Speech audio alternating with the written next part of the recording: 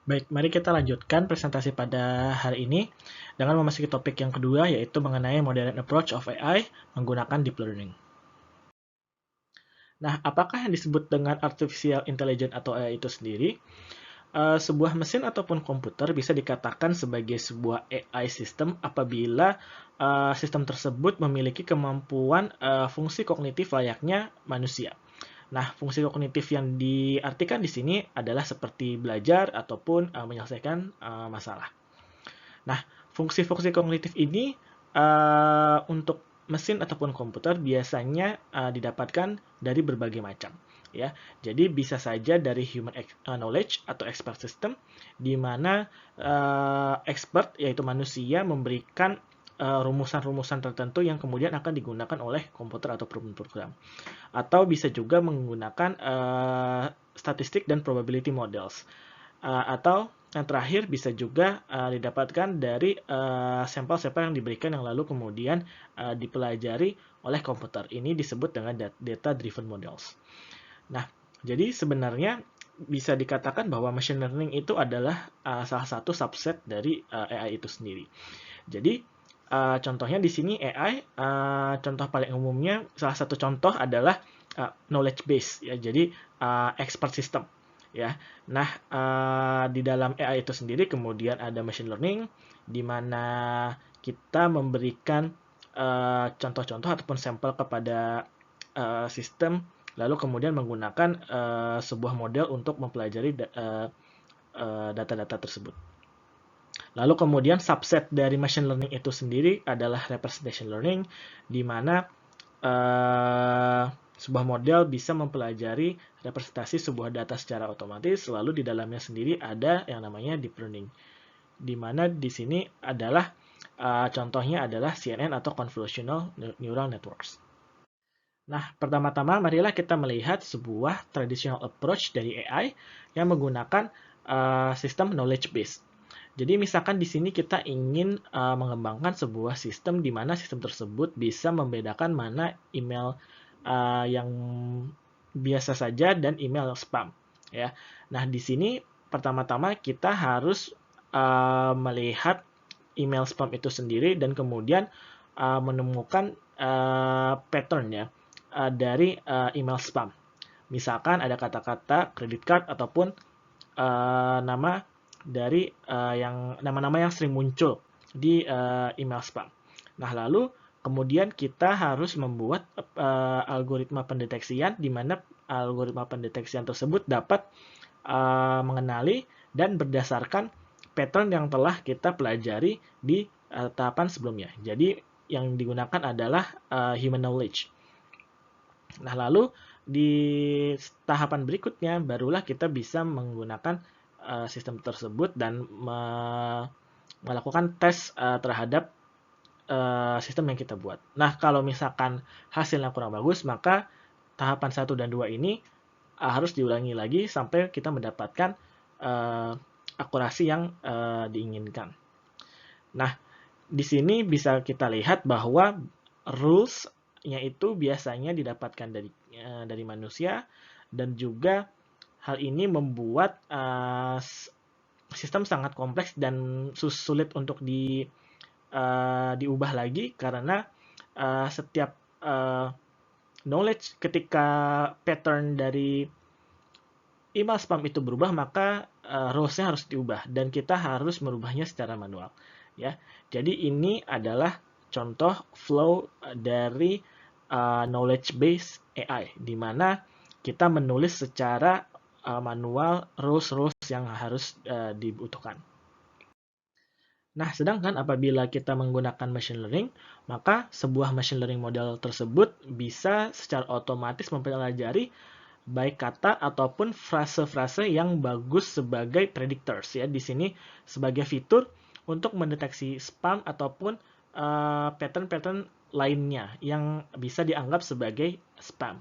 Nah, hal ini digambarkan melalui gambar 1 2 ya di mana di sini yang tadinya kita tulis rules-nya secara manual, maka rules-nya ini didapatkan secara otomatis dengan memasukkan data ke dalam machine learning model. Nah, dengan adanya machine learning ini, maka sistem kita bisa dapat dengan mudah diupdate ya atau diperbarui dengan cara menambahkan data di setiap misalkan di suatu waktu. Ya, jadi misalkan kita mendapatkan contoh-contoh baru dari spam email, maka bisa kita tambahkan ya, lalu kita melakukan training ulang terhadap model machine learning yang kita miliki, ya. Selanjutnya kita akan membahas mengenai representation learning. Seperti yang sudah dijelaskan sebelumnya, sebuah AI system yang menggunakan machine learning model bisa secara otomatis mendapatkan knowledge yang dibutuhkan untuk menyelesaikan suatu masalah tertentu. Namun yang perlu diperhatikan adalah performa dari sistem AI seperti ini sangat bergantung dari representasi data yang diberikan oleh manusia. Misalkan kita menggunakan logistic regression, di mana logistic regression itu adalah salah satu model dari machine learning untuk merekomendasikan apakah seorang pasien itu membutuhkan cesarean delivery atau C-section delivery. Nah, di sini biasanya dokter memberikan beberapa informasi yang relevan, yang biasa kita sebut fitur. Misalkan contohnya adalah adanya luka pada uterus, ya. Nah, di sini bisa dikatakan bahwa setiap pasien ini, ya, setiap pasien ya, itu direpresentasikan dengan sebuah kumpulan fitur-fitur yang diberikan oleh dokter berdasarkan knowledge yang sebelumnya telah dimiliki oleh dokter. Ya, jadi nanti sebenarnya logistic regression akan secara otomatis mencari beberapa korelasi ataupun bisa dikatakan korelasi yang dekat antara fitur-fitur yang ada dengan sebuah label. Misalkan label tersebut adalah apakah sebuah pasien membutuhkan C-section delivery atau bukan. Nah, pertanyaannya adalah apakah sistem yang kita miliki itu tetap bisa berjalan dengan baik apabila representasi data yang ada diubah, ya. Jadi misalkan di sini kita sebelumnya memiliki numeric value, namun sekarang diubah menjadi MRI scan, ya. Nah, tentu saja sistem yang kita miliki itu tidak bisa berjalan dengan baik karena datanya berubah, ya. Nah, di sini menunjukkan bahwa representasi data yang kita berikan kepada mesin itu juga akan sangat bergantung dengan performa yang akan dimiliki. Nah, hal ini juga sebenarnya sama seperti manusia. Misalkan kita biasa menghitung numeric value itu menggunakan decimal number, ya. Nah, kalau misalkan kita disuruh menghitung menggunakan sistem numbering yang lain, misalkan hexadecimal ataupun binary, maka kita bisa melakukan hal tersebut, tapi kemampuan atau kecepatannya akan sangat berbeda jauh, ya. Nah, lalu bagaimana kita bisa tahu sebenarnya data representasi mana sih yang lebih baik dibutuhkan oleh sebuah sistem untuk mendapatkan performa yang paling bagus? Nah, di sini adalah ide dari representation learning. Jadi di representation learning kita itu menyerahkan kepada komputer ataupun sistem untuk mendefinisikan representasi data yang paling berguna untuk mendapatkan hasil performa yang maksimal. Nah, sebenarnya apakah yang kita pelajari di representation learning itu sendiri? Di representation learning, tugas atau tujuan utama kita adalah untuk melakukan separasi apa yang kita sebut dengan factors of variations. Ya, factors of variation ini tergantung dari data yang sedang kita olah. Misalkan di data citra, ya, misalkan kita ingin mendeteksi objek mobil, ya, maka objek mobil ini bisa memiliki beberapa factors of variations, misalkan posisi dari mobil, ataupun misalkan warna, ataupun posisi pengambilan kamera, ataupun juga illumination dari illumination itu cahaya ya, cahaya dari ruangan saat pengambilan gambar ya. Namun perlu kita tahu bahwa sebenarnya apabila kita ingin mendeteksi sebuah mobil, informasi-informasi ini sebenarnya tidak perlu ya, karena kita ingin mendeteksi mobil itu secara general. Entah itu beda model, entah beda warna, informasi ini tidak penting. Ya, jadi makanya di banyak aplikasi representation learning ini kita gunakan ya, kita bisa gunakan untuk apa yang kita sebut dengan disentangle ya, jadi memisahkan factor of variations dan lalu menentukan mana factors of variations yang penting ya untuk melakukan pendeteksian atau melakukan tugas tertentu, dan dengan factors of variation yang tidak perlu digunakan ya. Jadi memisahkan antara factors of variation penting dan factors of variation yang tidak terlalu penting. Salah satu contoh dari representation learning model adalah autoencoder.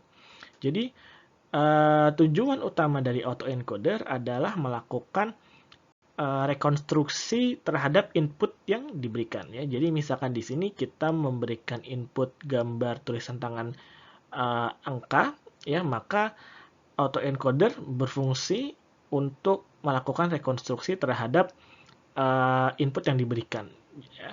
Jadi autoencoder ini memiliki 3 buah komponen utama, yaitu encoder, decoder, dan juga bottleneck. Nah, di bottleneck ini biasa kita sebut dengan latent representation, di mana bisa kita anggap ya, latent representation ini adalah informasi minimal yang kita butuhkan agar kita bisa dengan baik melakukan rekonstruksi input yang ada. Nah, salah satu hal yang sangat sulit dilakukan pada representation learning adalah melakukan ekstraksi high level, abstract, ataupun factors of variation dari raw data. Raw data di sini adalah maksudnya gambar-gambar yang tidak dilakukan preprocessing.